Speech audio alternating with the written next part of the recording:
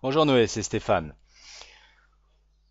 Alors, regarde un peu ta série de faire 7, donc les chiffres Trackman. On voit que tu viens souvent avec une phase de club fermée et un chemin de club extérieur-intérieur. Chemin de club extérieur-intérieur, tu vois, c'est cette ligne bleue là qui, par rapport à la ligne de jeu, là, la ligne grise, tu reviens donc par-dessus, hein, donc ça va te faire couper la balle. Ça risque de te donner un effet à droite normalement, mais après ça dépend aussi comment revient ta phase de club. Là, en l'occurrence, elle est revenue assez souvent fermée. Et tu avais finalement un effet à gauche parce que tu avais sans doute touché la balle de la pointe. Mais c'est-à-dire que on se rend compte là quand je vois tes balles qu'il n'y a pas beaucoup de régularité hein, au niveau du centrage de l'impact. On verra la vidéo, sans doute tu te relèves, il y a des coups de main. C'est normal, hein, Noé, il faut bien démarrer et à progresser.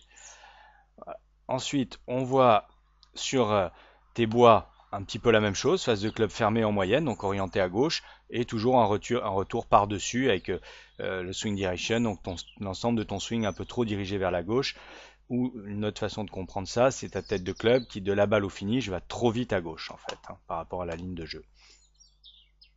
Et là sur les longs clubs, bah, comme tu le vois, tu as un gros effet à droite. Dans ce cas-là, avec une balle qui sort plutôt à gauche et qui va beaucoup revenir en slice. On choisit une balle type, Noé, hein, pour analyser la vidéo. Tu vois donc cette balle qui te sort à gauche, phase de club fermé. Chemin de club beaucoup extérieur-intérieur, donc un slice. Ok Noé, pour la vidéo, la posture est bonne. Les bras sont peut-être un peu tendus en avant, tu pourrais les laisser pendre un peu plus naturellement, hein, mais ça va. On va voir un petit peu comment ça démarre. Bon, plutôt bien, tu vois, ton club est en plan.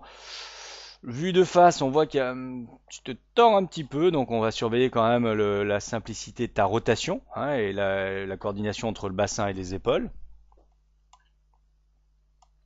Mais là, on peut dire que ton club monte sur le plan, il n'y a pas de problème.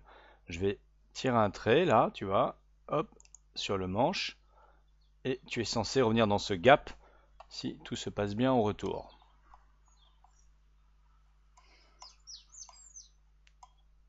Bon, tu vas un petit peu loin et haut pour rien. Ça veut dire quoi? Ça veut dire, regarde, là tu étais, on va dire, quasiment dans une position de backswing parfait. Et puis tu vas continuer, continuer pour finalement avoir les mains très très hautes. Ce serait pas la peine hein, de passer par cette petite boucle en hauteur, là, c'est un petit peu exagéré. Tu t'es légèrement relevé, mais pas tant que ça, donc ton backswing commence vraiment à se mettre en place, hein, tu bosses bien. Voilà, et là effectivement, donc tu reviens par-dessus, c'est-à-dire que tu vas d'ici, mais ça a commencé avant la fin de ton backswing, hein, c'est-à-dire d'ici, je vais te le mettre en vert, Noé. Il faudrait tout simplement que tes mains descendent à peu près sur cette ligne-là, ok, pour revenir là où elles étaient finalement au départ, c'est-à-dire à peu près là. Ok. Et toi, tu vas voir que tu vas d'une part, dès la fin de voilà, sortir, pousser les mains en avant de cette ligne au lieu de rester à peu près sur cette ligne, puis hop, pousser devant. Tu vois, tes mains, tu les pousses devant toi, donc ton club est nettement au-dessus, tes mains sont là alors qu'elles devraient être plus proches de cette ligne verte.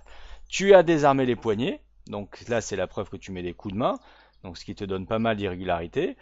Au niveau, donc du coup, ce club revient par-dessus avec un désarmement très précoce, tu vois, c'est-à-dire qu'à ce niveau-là, hop, on revient un peu en arrière, voilà. Là, à ce niveau-là, il faudrait que ton club soit quasiment encore avec un angle à 90 degrés avec tes poignets. Et là, tu es en train de jeter la tête du club avec ta main droite, donc de désarmer, et on va voir assez rapidement, voilà, là, ton club et ton bras font pratiquement une ligne, alors que ça devrait être seulement au moment de l'impact, hein. Donc ça va te gêner évidemment, hein, ça te fait faire un coup de main qui va te ramener la face du club d'une façon tout à fait irrégulière. Ici, à l'impact, ça serait mieux si tu avais un tout petit peu gardé les angles, mais tu es encore jeune et il faut encore que tu grandisses. Donc, on va laisser venir, mais un travail de bassin qu'il faudra pas tarder à faire pour ne pas trop te redresser. Parce que comme tu le vois, là, tu fais ce qu'on appelle une early extension, mais qui est classique à ton âge. C'est-à-dire, tu es tout droit, tu es debout, hein, tu t'es redressé, tu sautes, regarde les pièces d'école. Donc, tout ça, quand même, il va falloir un peu le stabiliser, parce que tu te doutes bien que en étant autant sur les pointes, tu vas pas être super stable et donc pas super régulier au niveau de ton contact de balle. Alors Noé, le petit résumé.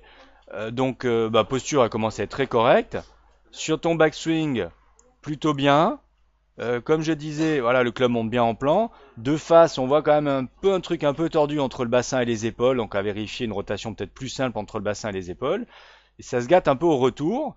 Où là, regarde jusque là, super. Et puis tu viens pousser tes mains devant, avant la fin de la montée, trop haut. Et puis là, tu le pousses, comme tu le vois, tu reviens par-dessus en poussant tes mains devant, en désarmant très tôt, donc un coup de main droite. Donc, voilà. Et là, cette position, donc en sautant sur les pointes et en faisant l'early extension. Voilà donc pour ta petite analyse et des choses à améliorer.